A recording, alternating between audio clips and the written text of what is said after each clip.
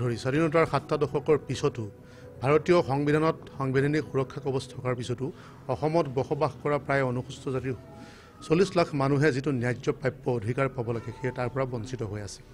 অনুসূচিত জাতি কল্যাণৰ বাবে এটা বিভাগ থকাৰ পিছতো অনুসূচিত জাতিৰ মানুহখিনিয়ে আজিও এই ৰিজাৰ্ভেশ্যনৰ যোগেদি যিখিনি পাব লাগে সেইখিনি পোৱা নাই, যাৰ বাবে এই মঞ্চখনৰ জন্ম। ইয়াতে অনুসূচিত জাতিৰ 16টা উপজাতিৰ কথা ইতিমধ্যে সভাপতি ডাঙৰীয়াই উল্লেখ কৰি গৈছে। আপোনালোকে লক্ষ্য কৰিলে দেখিব এই মানুহখিনি ভূমিপুত্ৰ খিলঞ্জীয়া মানুহ হোৱা স্বত্তেও এই মানুহখিনি অসমৰ অন্যান্য জনগোষ্ঠীৰ লগত একেলগে খোজ মিলাই যাব পৰাকৈ আজিলৈকে সক্ষম হৈ তোলা নাই। তাৰ বাবে আজি সভাখন আমি আয়োজন কৰিছোঁ। অসমৰ 58খন জিলা সমিতি অনুসূচিত জাতি পৰিষদৰ আছে। এই 58খন জিলা সমিতিৰ ভিতৰত প্ৰায় 50খন জিলা সমিতি আজি ইয়াত উপস্থিত হৈছে। তেওঁলোকে আমাক পৰামৰ্শ প্ৰদান কৰিব আৰু কেন্দ্ৰীয় সমিতিয়ে তেওঁলোকক লগত লৈ আমি এটা যাত্ৰা আৰম্ভ কৰিম, যি যাত্ৰাত এই অনুসূচিত জাতিৰ ৰাইজসকলে এটা উন্নয়নৰ মুখ দেখিবলৈ সক্ষম হ'ব।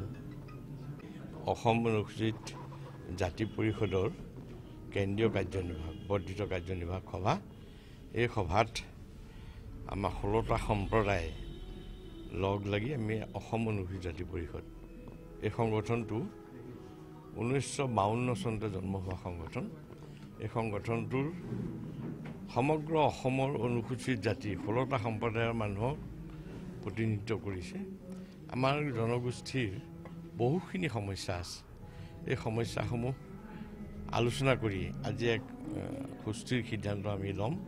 ইতিমধ্যে আমি চৰকাৰৰ ওচৰত যথেষ্টখিনি আমাৰ দাবী ইতিমধ্যে উত্থাপন হৈছে।